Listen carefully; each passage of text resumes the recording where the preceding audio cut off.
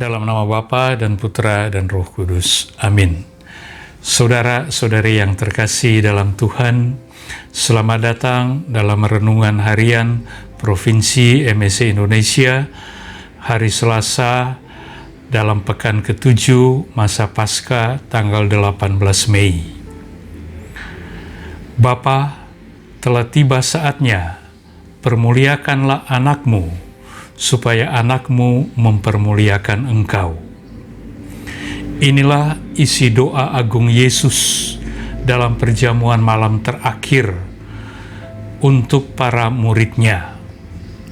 Sungguh indah dan penting Yesus berdoa untuk para muridnya, agar tetap terjalin kesatuan antara Dia dengan para muridnya, terutama ketika ia harus menempuh jalan sengsara dan wafat di kayu salib. Doa Yesus ini penting juga agar para murid dikuatkan dalam menjalankan tugas perutusan mereka di dunia.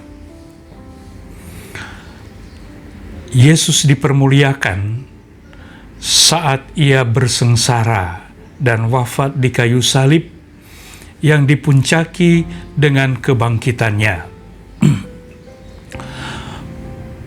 Pemuliaannya bukan untuk dirinya sendiri, tetapi agar Bapanya dimuliakan dan para pengikutnya ikut ambil bahagian dalam kehidupan kekal, seperti yang ditegaskan oleh Yesus sendiri.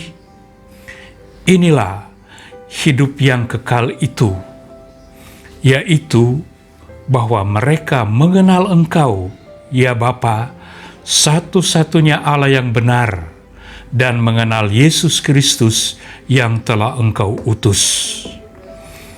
Saudara-saudari yang terkasih, dalam doa agung ini, Yesus menyatakan Ia mempermuliakan Bapanya dengan jalan menyelesaikan pekerjaan yang Engkau berikan kepadaku untuk kulakukan. Dan memang, Yesus menuntaskan tugas dan pekerjaan yang diberikan oleh Bapanya melalui pengorbanannya di atas kayu salib.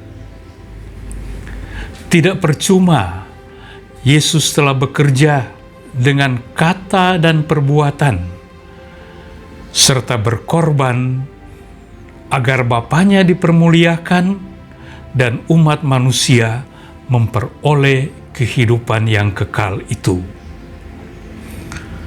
Menyelesaikan pekerjaan dengan baik adalah cara Yesus memenuhi kehendak Bapa.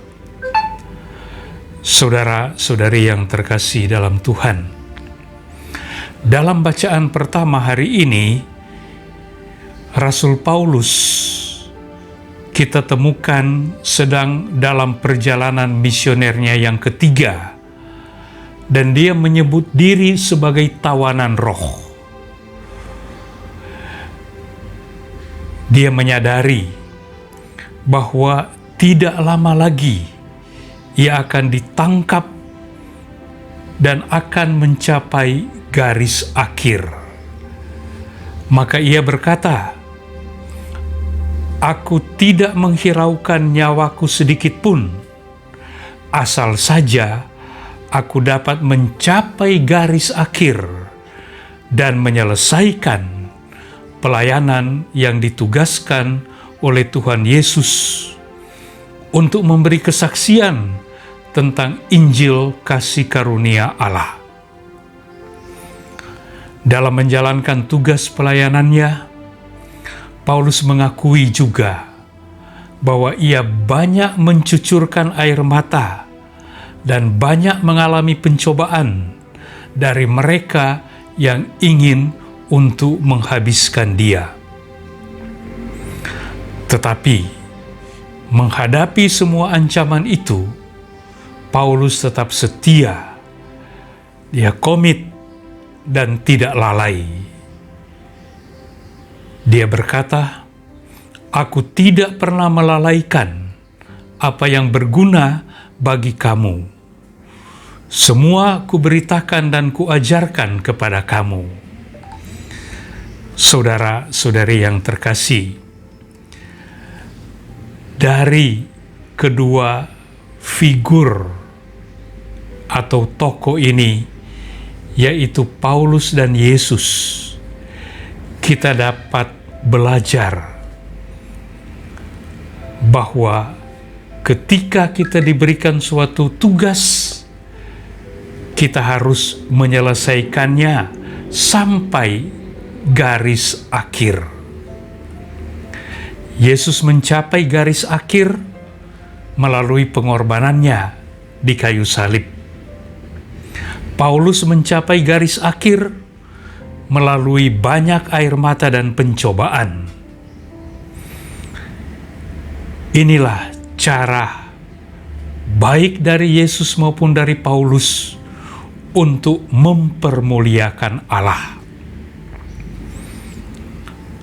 Ancaman dan kematian tidak menyurutkan semangat mereka, asalkan Allah dipermuliakan dan umat yang dipercayakan kepada mereka akan memperoleh kehidupan yang kekal. Mereka menganggap hidup mereka tidak penting lagi. Yang paling penting adalah menyelesaikan tugas dan pekerjaan yang dipercayakan kepada mereka dengan setia, dengan penuh komitmen, dan tidak lalai. Saudara sekalian, kepada kita masing-masing sesuai dengan tugas dan panggilan yang dipercayakan kepada kita, kita juga dapat meneladan semangat dari Yesus dan semangat dari Paulus untuk menjalankan setiap pekerjaan, setiap tugas yang dipercayakan kepada kita. Semuanya itu untuk memuliakan Allah.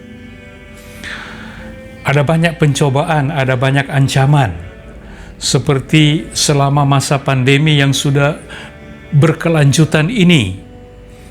Ya, ancaman kematian ada di depan mata kita. Tapi jangan semuanya ini menyurutkan semangat kita untuk menyelesaikan dengan baik pekerjaan yang dipercayakan kepada kita. Pengorbanan dan air mata